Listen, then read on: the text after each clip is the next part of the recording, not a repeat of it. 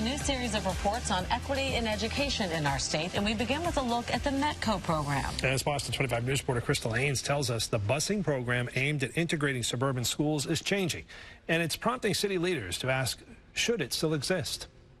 It's common knowledge Boston mothers sign their newborns up for a waiting list 8,000 names long for just 300 slots per year.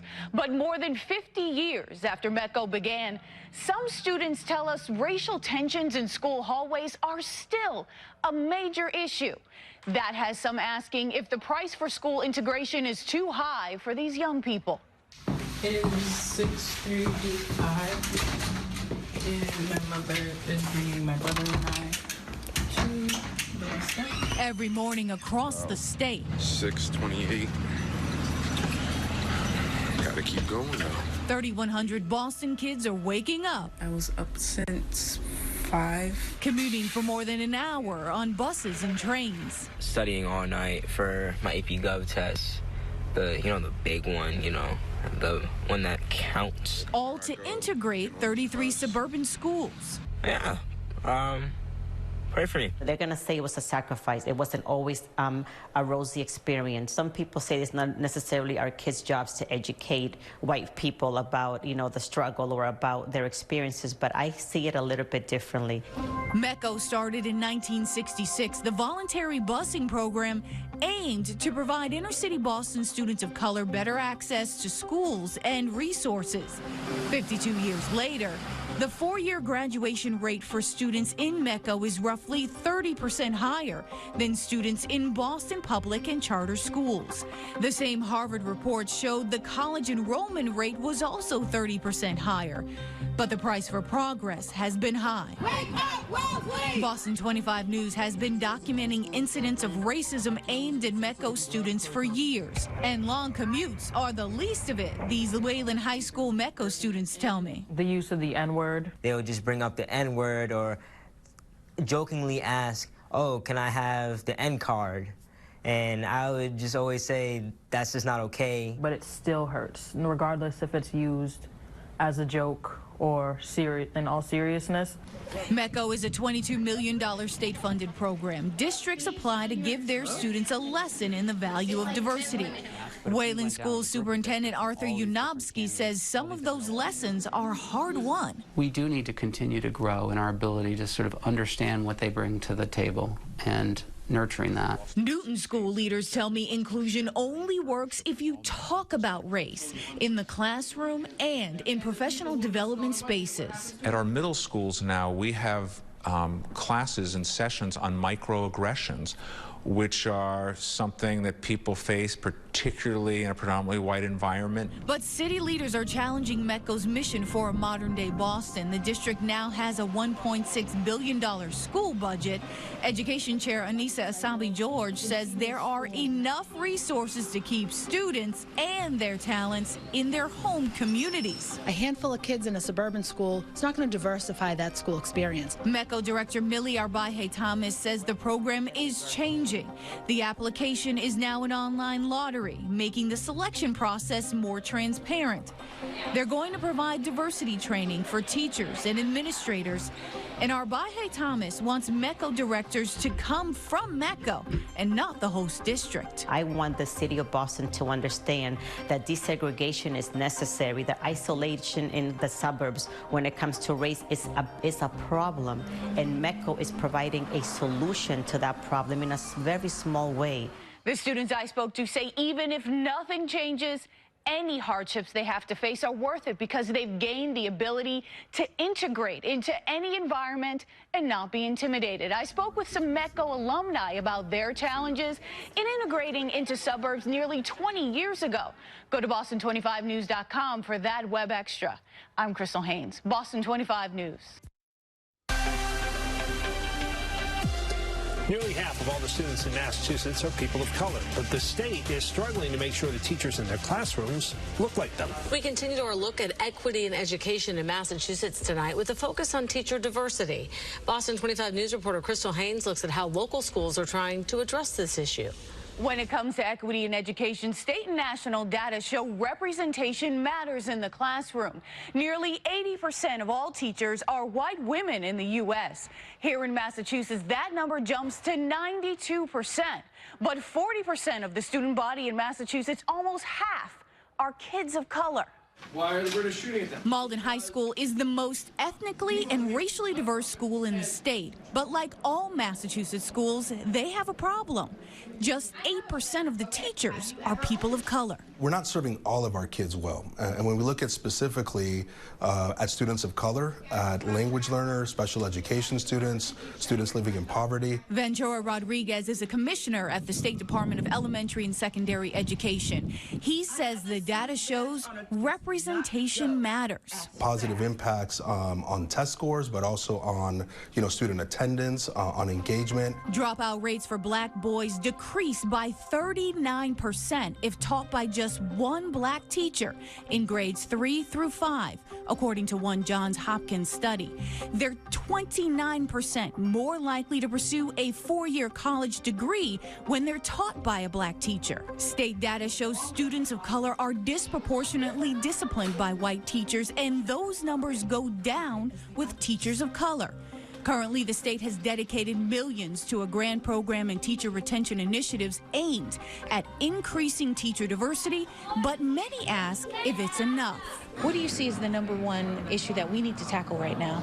I think just the resources and staff. Pats players Devin and Jason McCourty are pushing lawmakers to approve a $1.1 billion increase in additional education funding, and teacher diversity plays a role in that.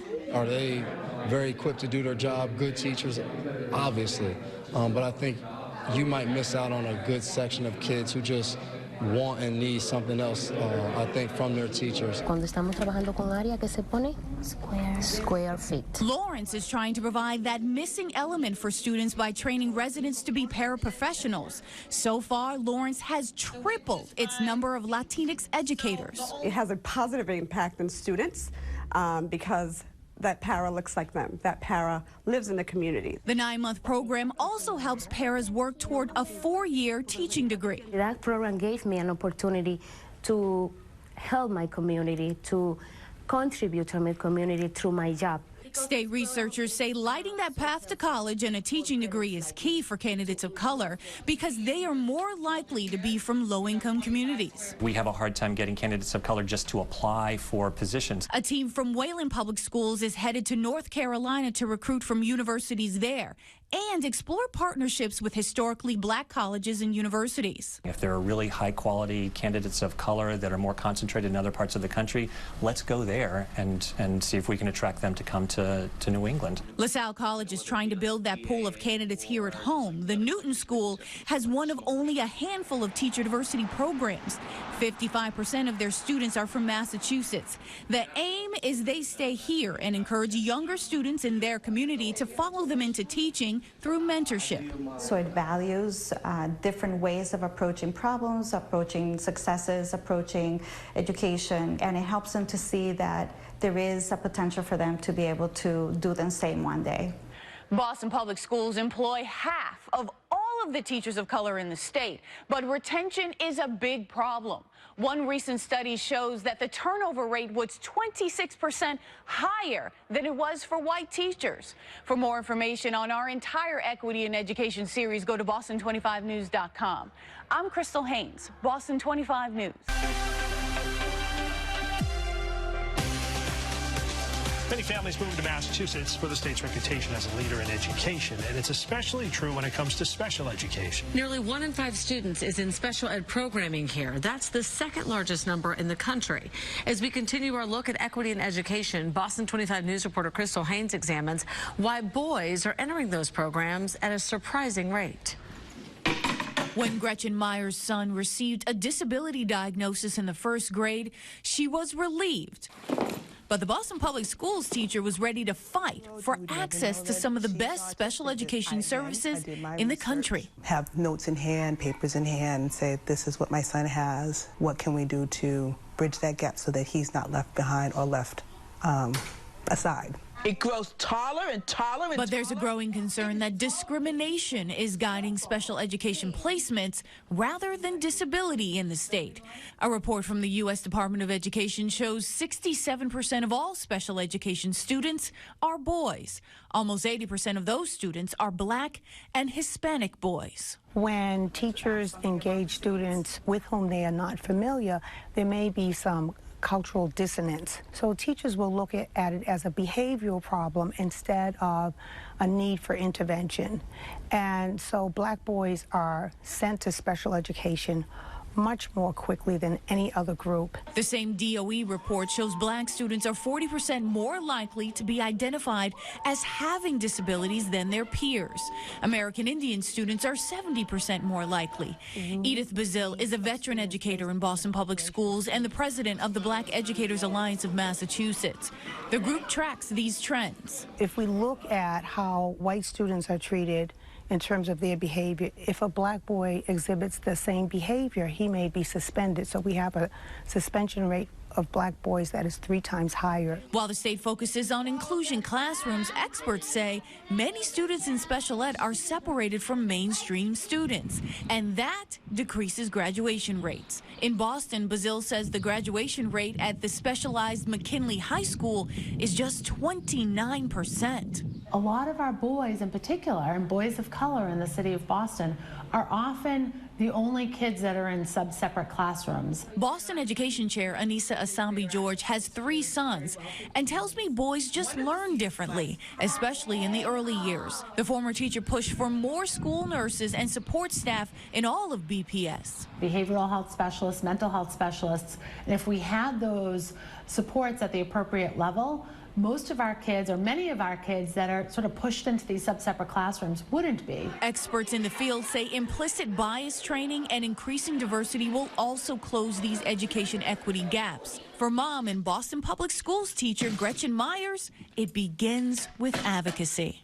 Getting my son to that next level and not being left behind or left to the side. He's just as good as anybody else that's in the classroom, whether they be of different color, race, whatever. You know, research shows that a special ed designation has a big impact on graduation rates nationally. 76% of white students in special education earned a traditional diploma, but that number falls to 65% for Hispanic students and 62% for Black students with special needs. For more information on our entire Equity in Education series, go to boston25news.com. I'm Crystal Haynes, Boston 25 News.